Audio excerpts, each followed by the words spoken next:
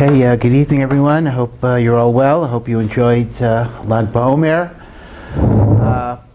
Obviously, for the vast majority of us who might have gone to Meron this year, if you're in Israel, this year we kind of had to stay at home. But one has to remember that the spiritual connection that we have with the great spirit and holiness of Rabbi Shimon Bar Yochai does not depend on physical proximity, but rather in all spiritual matters it is the spiritual connection which transcends differences, distances, it transcends geography, and therefore I hope that all of us will be able, or were able, to link with that koach of Rabbi Shimon Bar Yochai that we will hopefully talk about tonight. Even though it's, at least in Israel, it's not Lag HaOmer anymore, but we're, just like all the holidays, have something called an Isru Chag. The day after the holiday, there is still a certain aura. I think we are in Isru Lag HaOmer, and it's worthwhile to talk about Lag HaOmer a little bit.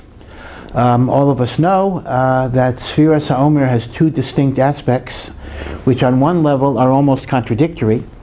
On one hand, the Torah mandates that we count a number of days between Pesach and shavuos, and this is in anticipation of Matan Torah.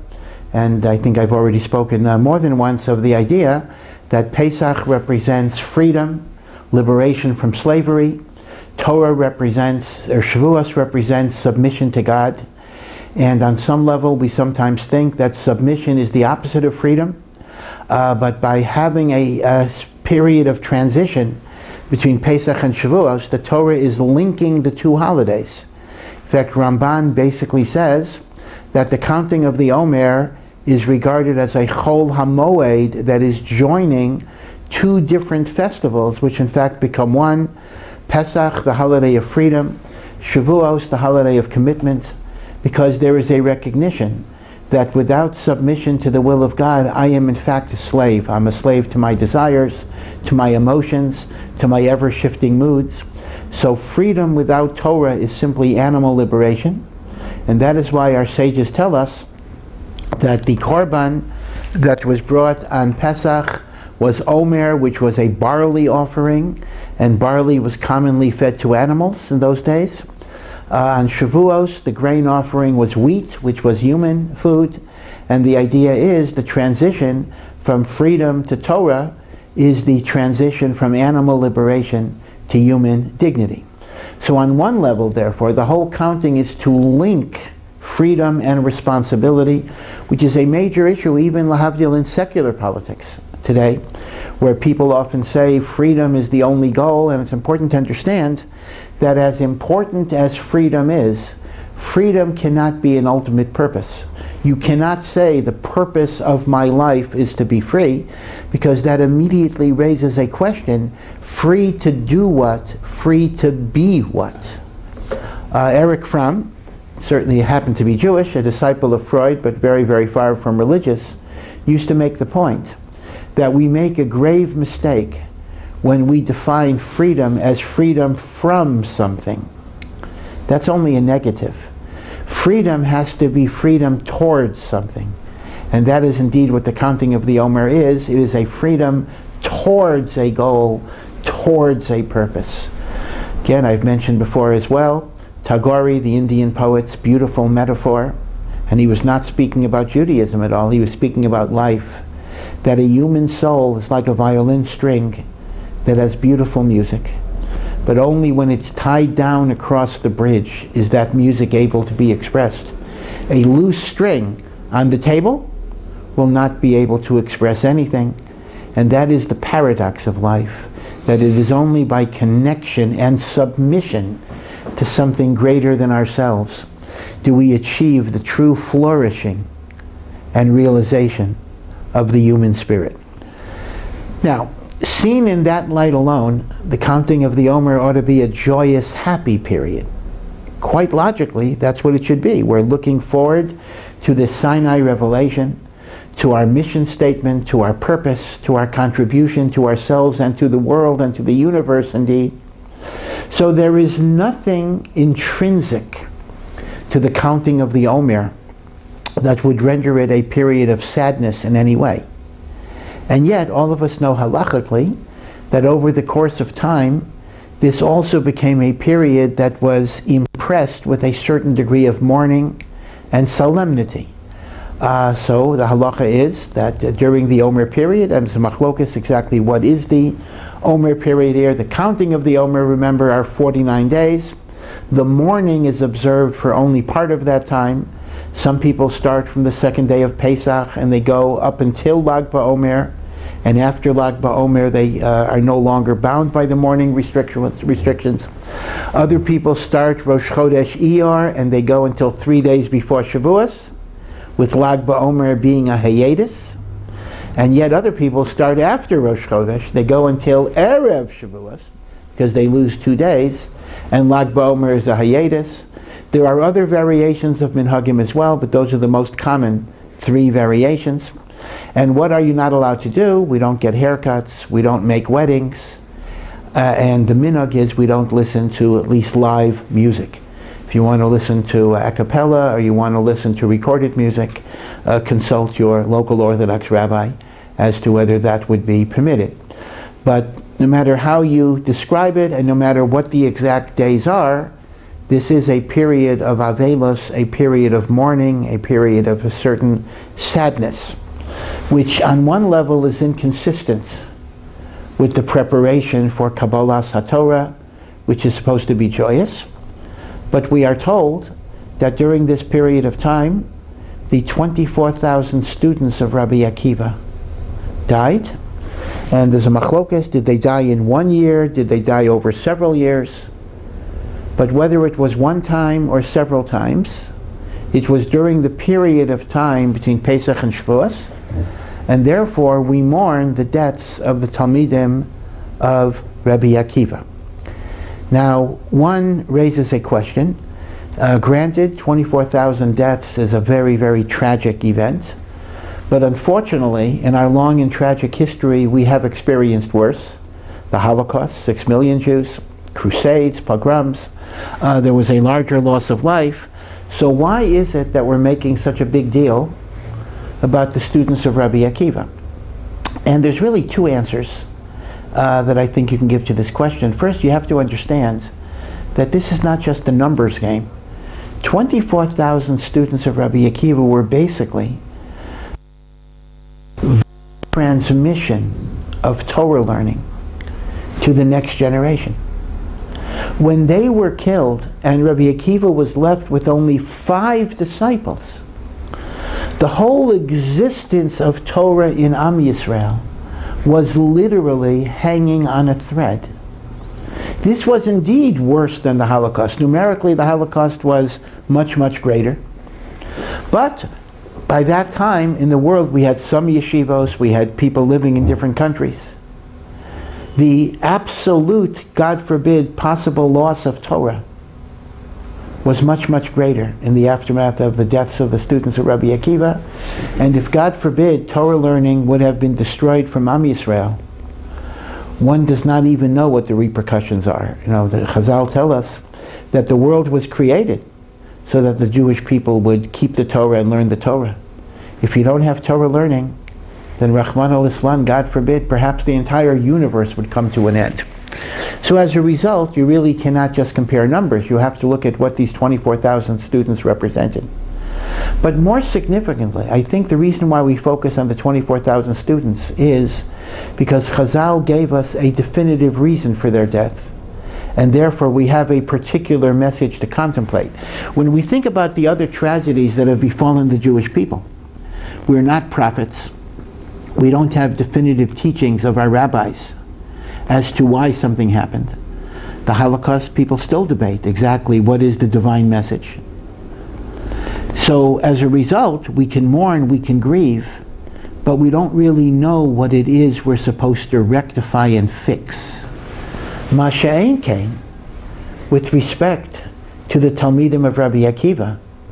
It's not so much that we are commemorating or remembering a tragedy, but rather by focusing on the reason that is given for their deaths, we are able to rectify and make positive changes in our own lives. And thus, the contemplation of this tragedy is especially meaningful and relevant because we have the mafteach, we have the key that can enable us to make a tikkun, to make a rectification.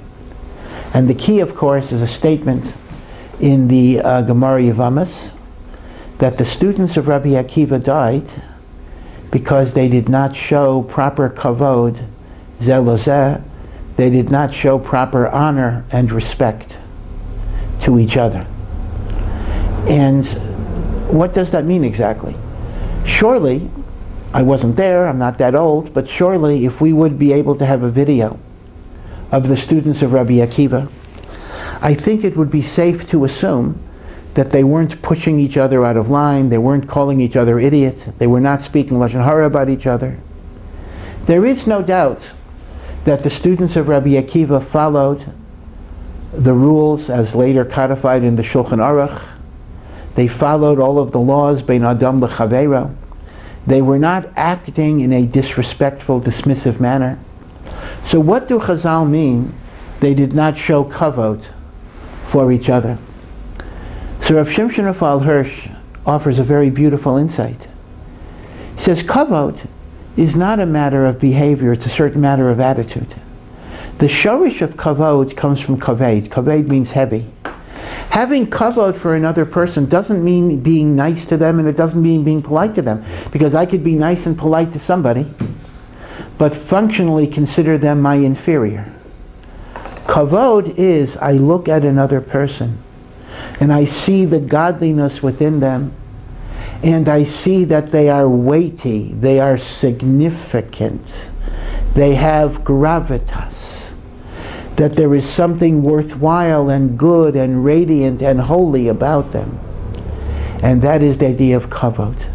And what Chazal are telling us is that although the students of Rabbi Akiva undoubtedly behaved politely to each other, for whatever reason, perhaps because they had such a great Rebbe that they thought they didn't need each other, they just connected to Rabbi Akiva.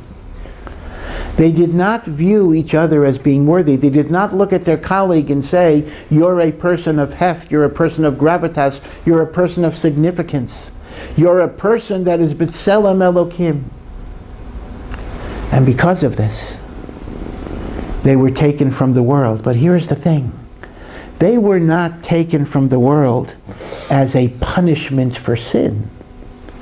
They were taken from the world because if they were supposed to be the transmitters of Torah to the next generation, if they did not have kavod for each other, if they did not see the goodness and the godliness of each other, they were not properly situated to be the teachers of Torah for the next generation. And therefore they were taken away. Because a teacher above all must look at their fellow Jew, whether it's their students or their colleagues, with a sense of kavod. The Torah could not have been given to Am Yisrael, and it was not given to Am Yisrael, till we were on the level of ish echad uvelev echad, one man, one heart. And so too in every generation, as we re-accept God's Torah, and as we retransmit God's Torah to others, we have to be on the level of ish echad uvelev echad. And those who see divisiveness, those who foster polarization, and those who are even just indifferent to the godless of others, cannot be the ones who hold on and maintain and transmit the heritage of Torah. And this is why the students of Rabbi Akiva died, and this is why we contemplate their death, specifically during this period, because this is part and parcel of our hachana for Matan Torah. And that explains why it's not a contradiction, because otherwise one could raise the question, I prepare for Matan Torah, it's supposed to be a time of simcha and joy, and then you tell me I have to mourn the deaths of the students of Rabbi Akiva. which is sadness and tragedy, but the answer is it's part and parcel of the same thing, because part of how I prepare myself for Matan Torah is to try to work on achieving the level of Ish Echad Uvalev Echad. So the issue of mourning the students of Rabbi Akiva is not a question of being sad. It's a question of contemplating why they died and resolving in whatever way I can to overcome the failure that caused their destruction.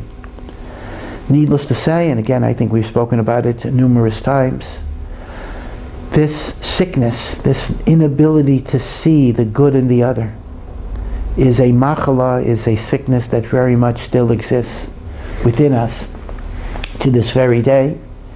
It is ma'akev, it holds back the geula, it prevents the building of the Beis HaMikdash. It is a factor that is responsible for so much suffering in Am Yisrael and in the world.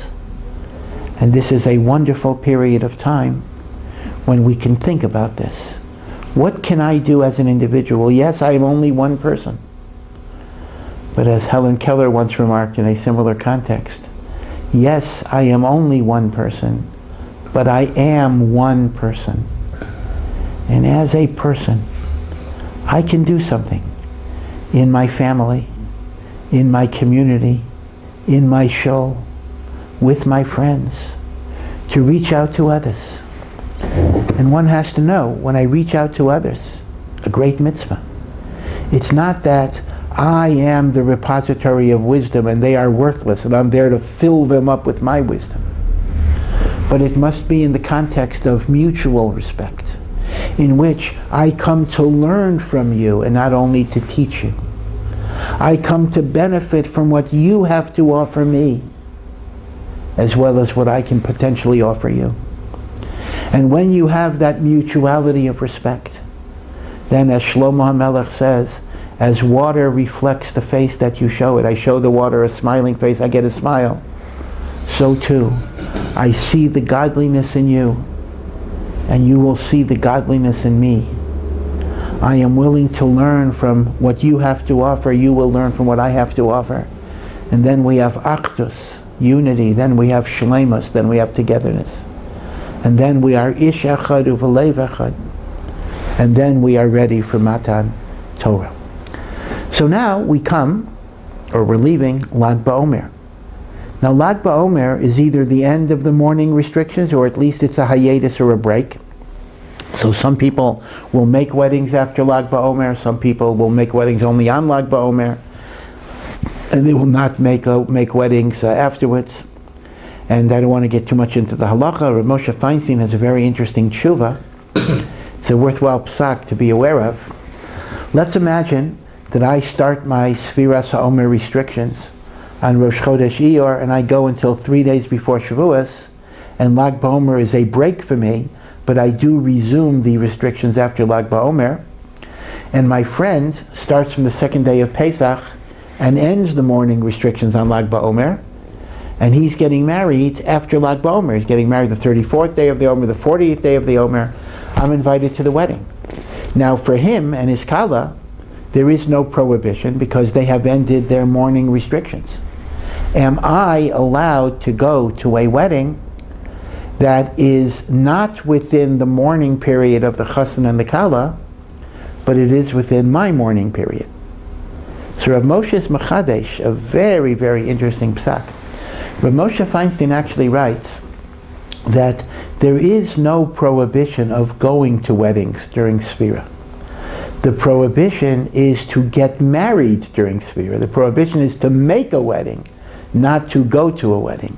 And therefore Rav Moshe says, as long as the wedding is permitted for the chassan and the kala, so we're not talking about going to a non-religious wedding, we're talking about the chassan and the kala kept the Sefirat laws up until Lag BaOmer, and if the wedding is permitted for them, I am allowed to attend as a guest, and even though I'll be listening to music, but this is music that is part of a mitzvah, and therefore it's permitted. And Rav Moshe even says I would be allowed to take a haircut and a shave If otherwise I would look disrespectful, because the whole Easter is the making of the wedding, or the getting married. It is not going to the wedding itself. So that's an important halacha for people to be aware of, that if your friend is getting, well, of course, this year it'll probably be a Zoom wedding, so you have less of a problem, although you still may have music. But even if you were to attend the wedding as a live guest, according to Rav Moshe, you would be allowed to do so, even if your avelis, even if your mourning restrictions extend after Lag BaOmer. But be it as it may, Lag BaOmer all of a sudden becomes a festive day, a joyous day, a break in the avelis of Sefirat. Why is that so? What is the great significance of Lag BaOmer, the 33rd day of the Omer? So, I'm going to give you 3 reasons, interestingly enough. 2 of the reasons have their source in our religious tradition, and one of the reasons was the secular Zionist take on Lag BaOmer, which is very, very interesting. Lag BaOmer became kind of a festive day in the secular Israeli Zionist calendar for reasons that are a little different in our Masorah, which is very, very interesting, kind of a redefinition of Lag BaOmer. In fact, with apologies to Charles Dickens, who wrote A Tale of Two Cities, you could actually describe Lag BaOmer as a tale of 2 Shimons. And again, I don't want to take credit for that. There's a very brilliant essay written by Rabbi Yehuda Oppenheimer, and I've also seen this in some other sources as well. The religious take on Lag BaOmer is, it is the day that the great Tana, Rabbi Shimon Bar Yochai, Rashbi, died, departed from the world. And the question is obvious, of course. Why would you celebrate the day that he departed from the world? Normally the death of a great tzaddik is a tragedy, is something sad. So the tradition is that on the day that Rabbi Shimon Bar Yochai departed from the world, he revealed the great mystical secrets, which are the foundation of the Zohar. And that was a day that great holiness and great insight and great wisdom came into the world, and as a result we celebrate what Rav Shimon Bar Yochai gave us. Now that is the source of the celebrations in Meron. Meron in a normal year has close to 250,000 Jews who go to Meron to pray at the grave of Rabbi Shimon Bar Yochai, and that's it's called Hilula de Rashbi. Hilula means the celebration of Rashbi, Rabbi Shimon Bar Yochai. And it's based on the idea that Rav Shimon Bar Yochai died on Lag BaOmer and revealed the teachings of the Zohar.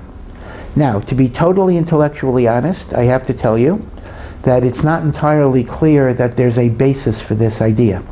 What is the source that Rashbi died on Lag BaOmer?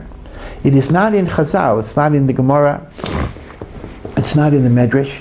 The source are the writings of the Ari. Actually, the Arizal did not write anything, but the Ari's writings are the writings of his disciple, Rav Chaim Vital.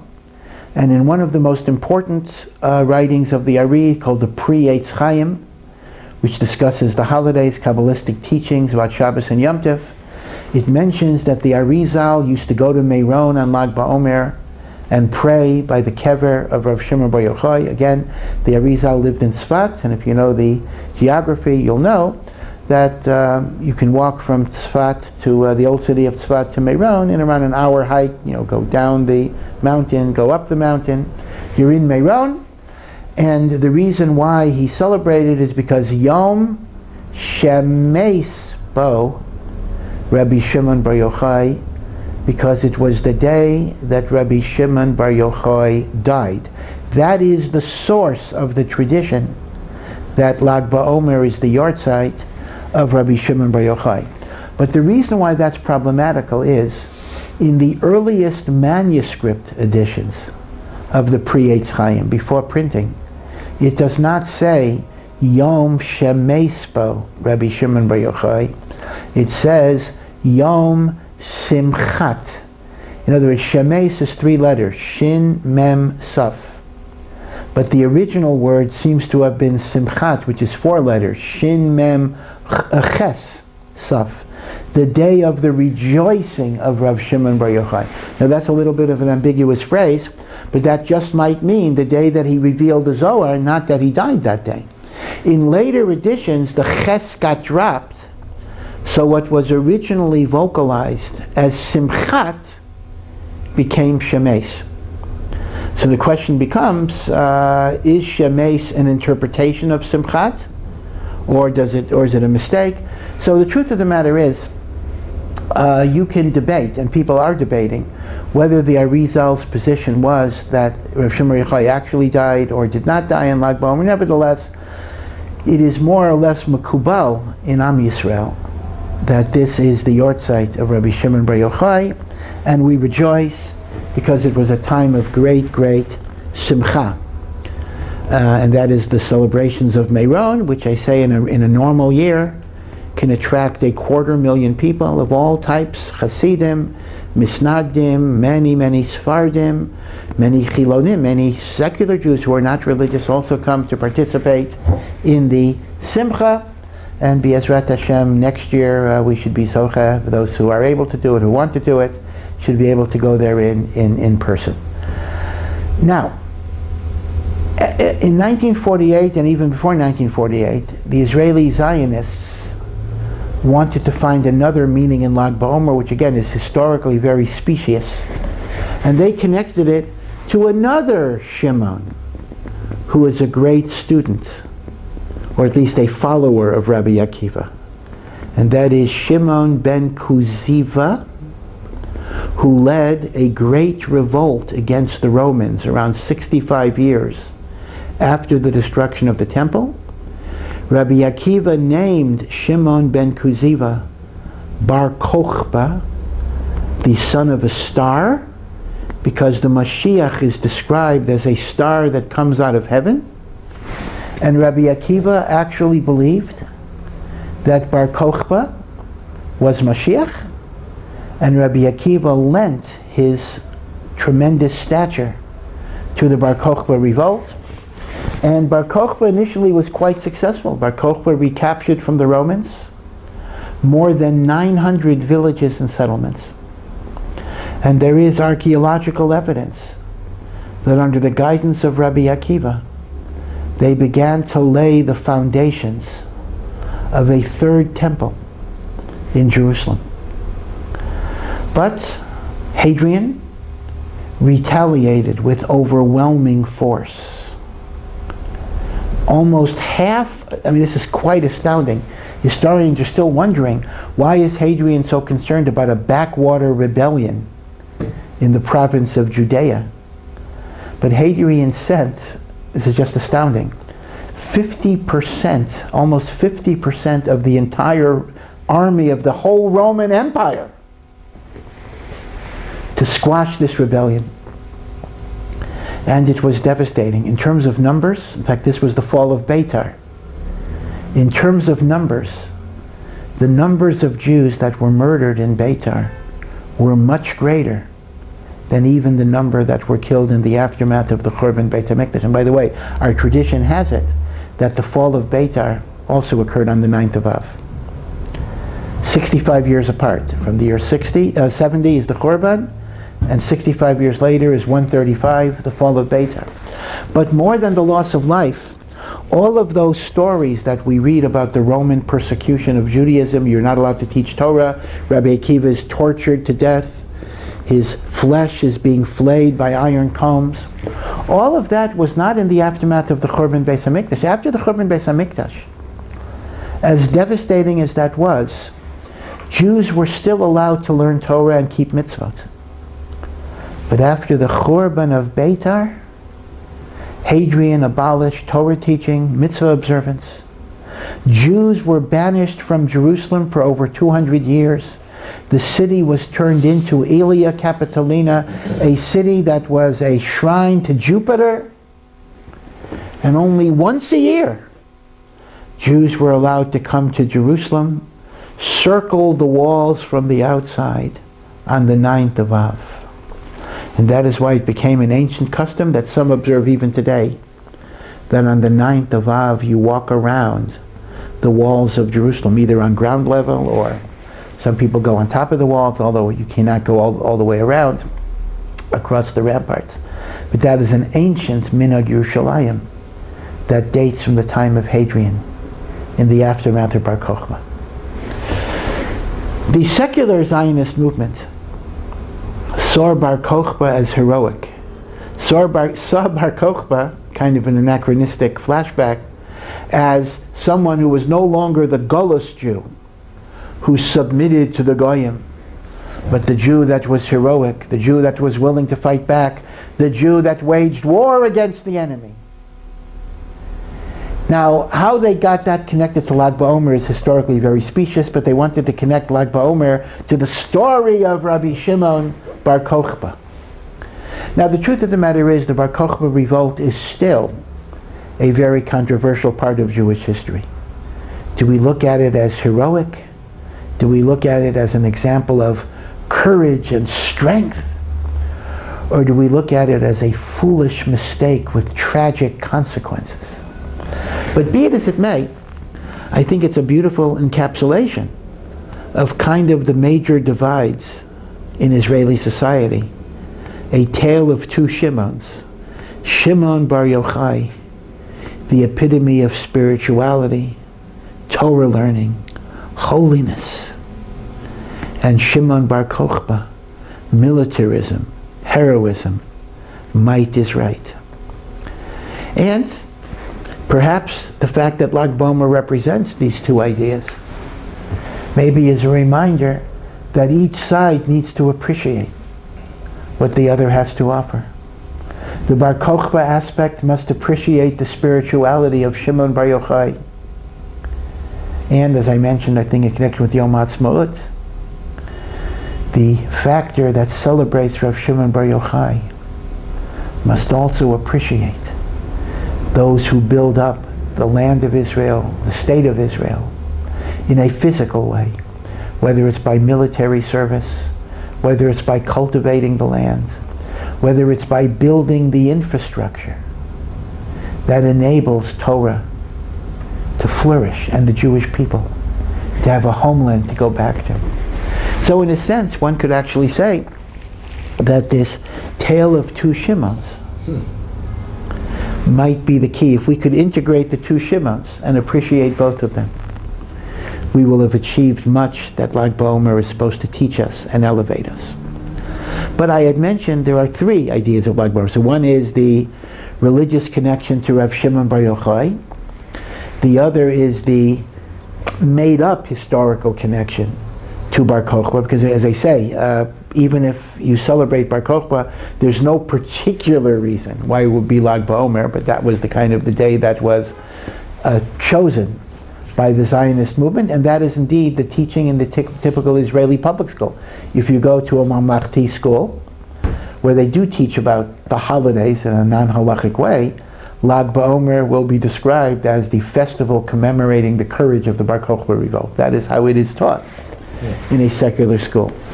But there is a third teaching that is very, very significant, which is perhaps the best known, and that is Lag BaOmer was the cessation of the tragic deaths of the students of Rabbi Akiva, meaning they were dying, and Lag BaOmer they stopped dying. Now obviously it doesn't mean they stopped dying because everybody was gone. If that would be the case, that would not be any celebration. But apparently there were some students who didn't die, meaning to say it stopped at a certain point, and Lag BaOmer was the cessation of the Magefa. Now whether it resumed after Lag BaOmer or whether it permanently stopped, that would depend on the different customs. Those who stop mourning after Lag BaOmer say Lag BaOmer was the end of the Magefa. Those who continue say Lag BaOmer was an interruption in the Magefa, but unfortunately it did continue afterwards. So I want to explore a little bit what would be the spiritual significance of the Magefa stopping on Lag BaOmer. Why Lag BaOmer? So here I need to draw a little bit on some Kabbalistic teaching. We know that one of the central teachings of Kabbalah is that God interacts with the universe on all of its many, many levels through the medium that is called the 10 Sephiros. Sephiros are not separate entities, but they are various channels and pipelines through which God interacts with the universe. And they represent different aspects of that interaction. Rav Moshe Cordovero, the Ramak, writes that the Sephiros can be analogized to different colored glasses. If you have a blue glass, a red glass, a green glass. So you pour water in a red glass, then the water looks red from the outside. But it's the same water, but it's perceived in a different way because there's a different manifestation. So Sephiros are by all means not a denial of the unity of God. It is a unity of God, but perceptually there are going to be different manifestations. Now obviously we're going to cover this in a very simplistic way, but you'll see how it connects to the HaOmer. So the 10 Sephiros are divided into two groups. You have the first 3 Sephiros, which are called the Muchen. Muchen are the brains of God.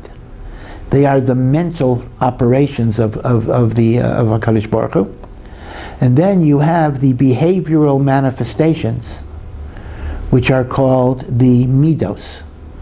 So the first 3 Sephiros go by the name Keser, crown, Chachma, wisdom, Bina, understanding. And they refer, so to speak, to the internal deliberations within God as to what he wants to do in the world. The analogy to human thought processes are, Keser refers to will. In other words, if a person wants to create something, so the very first stage in his creating something is the will to create. That will is very mysterious. That will is hidden. It emerges from the subconscious. A will, a desire. Then there's Chachma. That is the first flash of what I want to do. I want to build a house. Then there's Bina, which is the development of the house. You think about the blueprint, what it will look like. Keser is will. Chachma is the initial flash of an idea. Bina is the development of the idea. In the Kabbalah of the Ari, Chachma is a male attribute, just like the sperm, the little seed that comes out.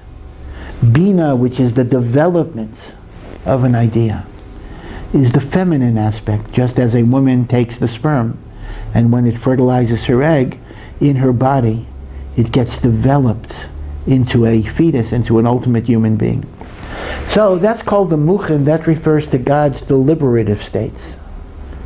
But then there's an expression of those states in behavior and emotion.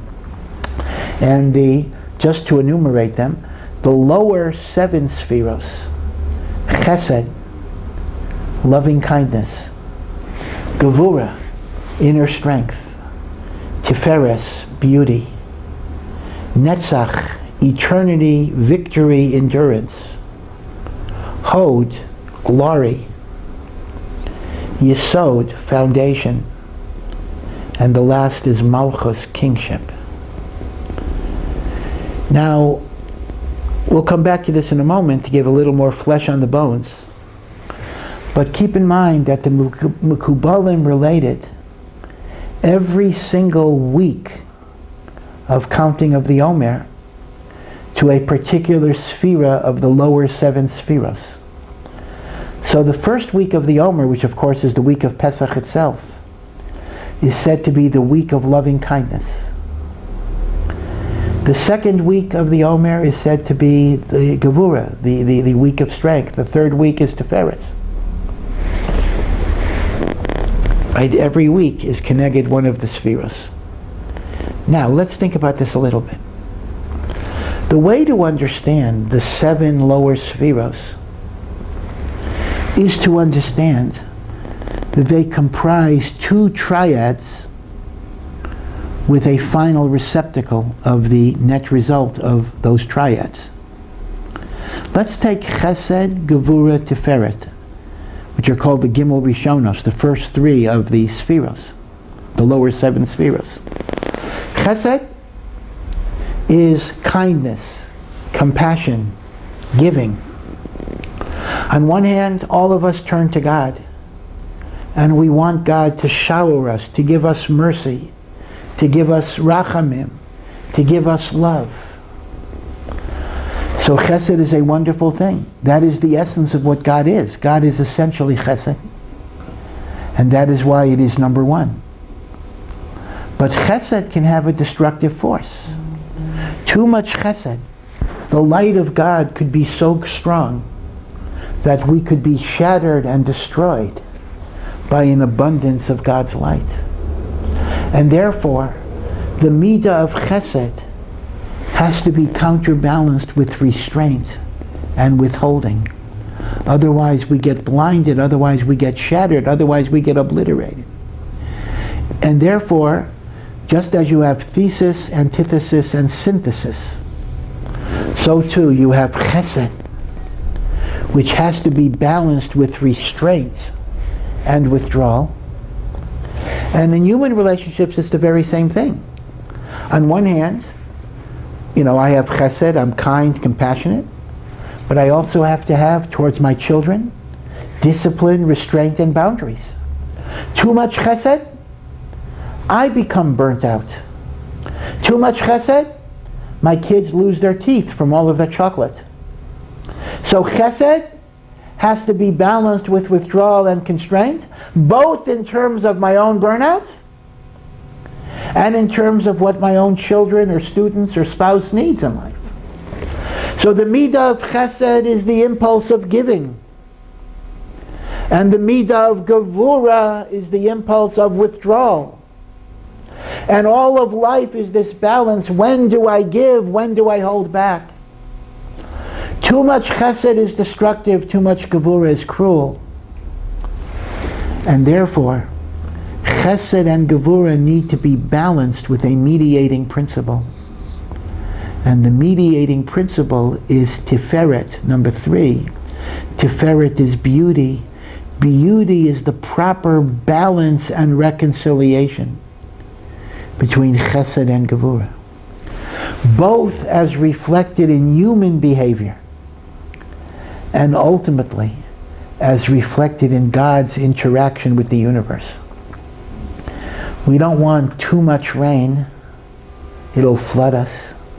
We certainly don't want too much drought.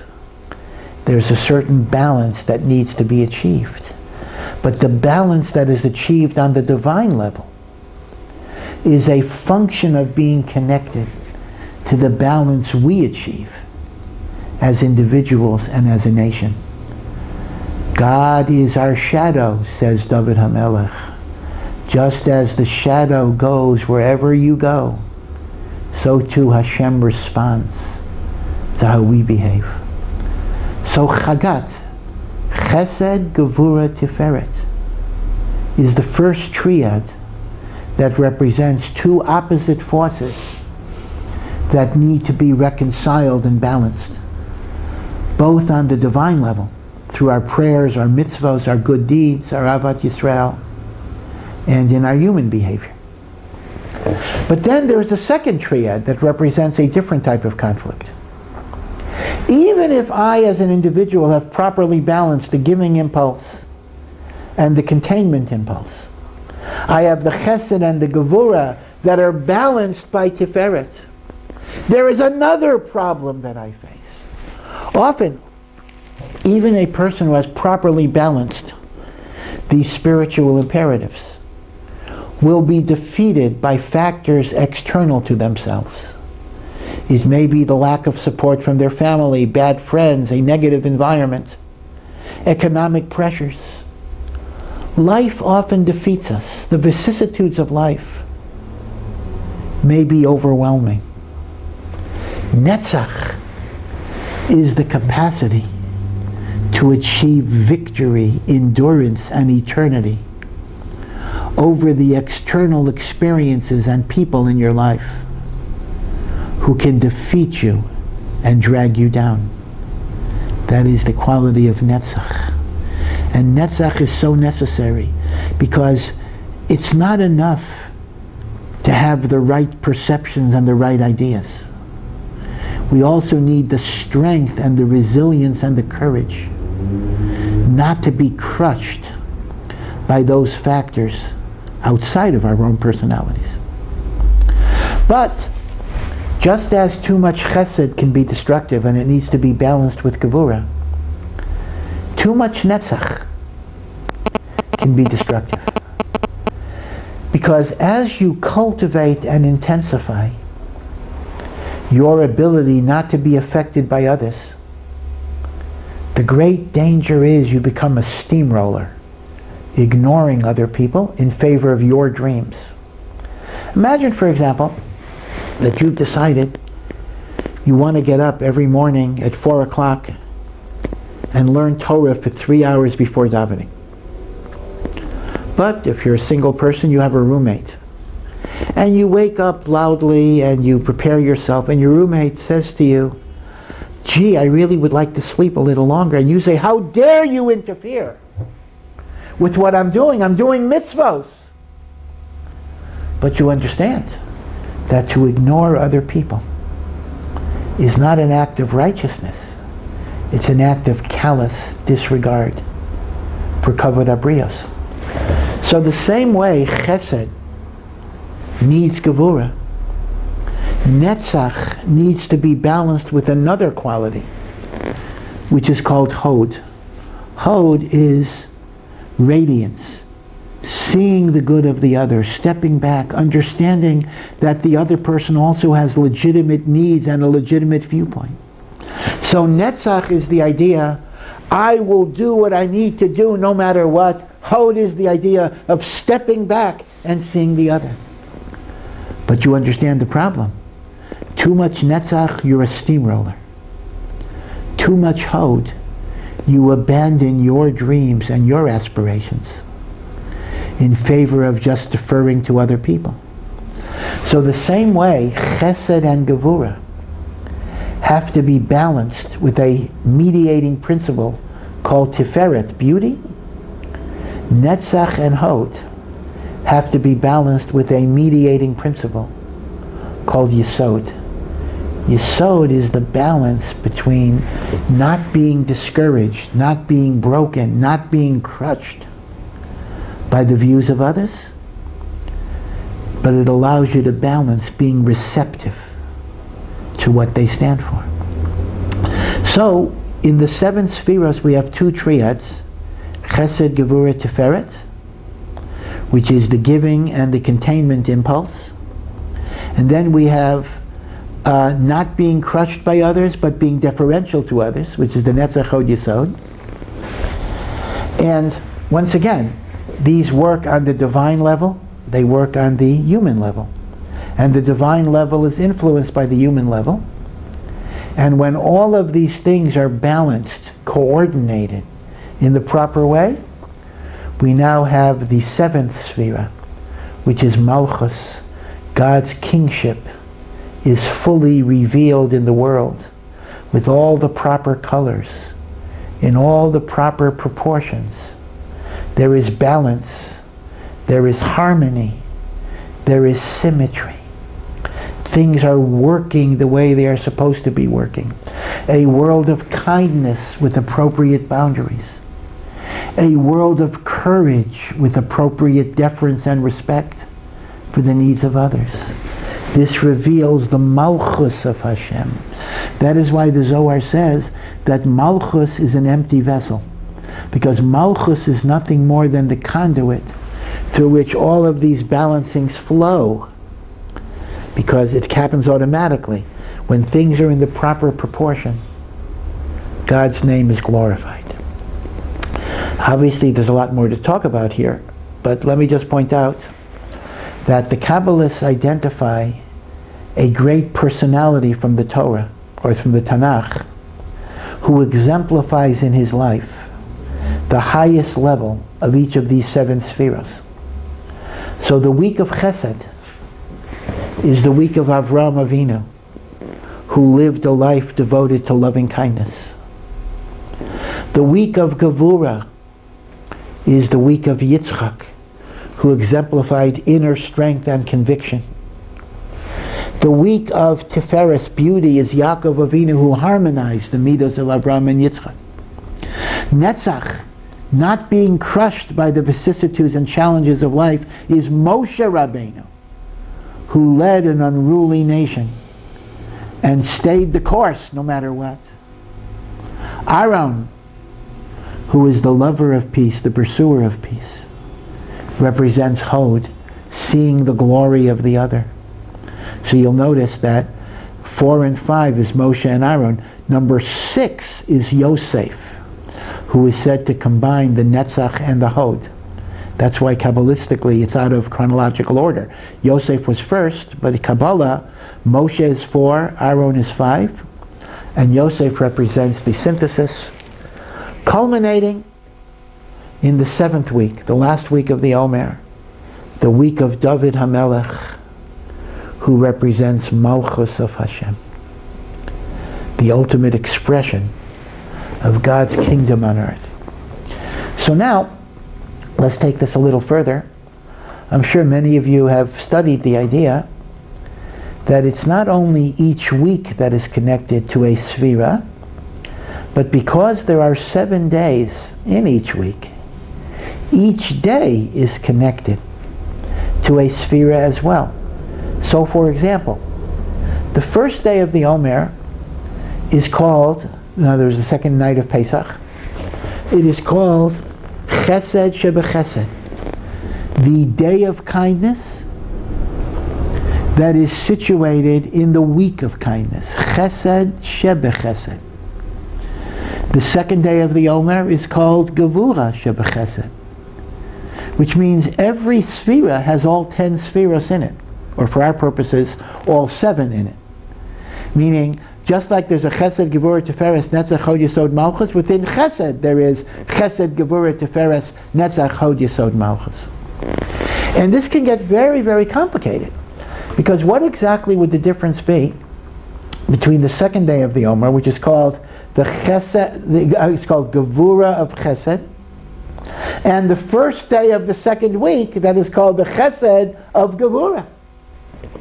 And although it's pretty late in the HaOmer, there's some beautiful calendars and svarim in English and in Hebrew that try to explain in a practical 1-sentence or 2-sentence way what the unique configuration of day and week is supposed to represent. So what is the Chesed of Gevurah? What is the Gevurah of Chesed? What is Tiferes of Yesod? All of these different things. So now though, let's ask ourselves, based on this kind of linkage between day and week, what is Lag BaOmer on those 2 coordinates? So last night, when we counted Lag BaOmer, we said, Hayom Shlosha Ushloshim Yom, right? Today is 33 days. Shahem Arba Shavuos, they are 4 weeks. V'chamisha Yamim, and 5 days in the HaOmer. Now, it's a little confusing. You think because since you said 4 weeks, you think you're in the 4th week, but you understand when you finished 4 weeks, you're actually in the 5th week. So Lag BaOmer is the 5th day of the 5th week in the HaOmer. Now, how would you describe that in terms of Sefiros? Hod, it is the day of glory. Sheba Hod, in the week of glory. What is the Midah of Hod and who does it correspond to? The Midah of Hod corresponds to Aaron. And Hod Sheba Hod is a double dose of Aaron. Hod is the Midah of receptivity to the other. Hod is seeing the goodness of the other. Hod is letting the other person shine instead of you trying to get the credit narcissistically. And this was the Midah of Aaron, because unlike Moshe Rabbeinu, whose task was to push the agenda, that was Moshe's task, Netzach, Aaron was the Ohev Shalom for Rodef Shalom. So, this actually means, on Lag BaOmer, The spiritual aura that comes down min hashamayim is the aura that enables me to be mistabek, to attach myself to the midah of Aaron HaKohen. That is the koach of Lag BaOmer. Now, if the students of Rabbi Akiva died because they did not see the kavod in each other, Lag BaOmer enabled them to transcend their limitations. And when they were liberated from the spiritual affliction that didn't enable them to see the kavod of the other, the plague went away as well. Maybe it came back the next day. That's a machlokas. But l'chol hapachas, when you have the midah of Aaron, if the magefa comes because I don't see your kavod, I don't see your worth, and Lag BaOmer is a koach that gives me the ability to see your worth, if I tap into it, I become liberated from the magefa. So that would be the spiritual significance. This is a message that once again can be very relevant to this time. We live in a time where the world is facing a plague of sorts. The coronavirus, devastating, dangerous. It's changed our lives in all sorts of unpredictable ways. Even the people who, Baruch Hashem, didn't get sick. But the quarantines, the economic devastation, the social isolation, the disruption of everyday life. Unfortunately, unlike the deaths of Rabbi Akiva, where we're given a definitive reason, we don't have a definitive reason here. But if we do connect the idea, at least as a possibility, that just as in the days of Rabbi Akiva, a magefa comes to the world because we don't show proper kavod to each other, then perhaps the hashpa'ah of Lag BaOmer can help us as well. That if we open our hearts to absorb the midah of Aaron HaKohen, lover of peace, pursuer of peace, Oev es habrios, one who loves God's creatures, and bring them to the Torah, perhaps we too can be liberated from the magefa that is destroying us. So the message of Lag BaOmer is very, very, very powerful. Again, I hope and I pray that all of Klal Yisrael and all of the world should see the refuah, should see the Yeshua of Hashem very, very soon. And may all of this be a precursor to the ultimate Yeshua Hashem of Mashiach Tzidkenu, Binyan Beis HaMikdash, that we should be Zeicha B'mheira V'yameinu. Amen. Thank you.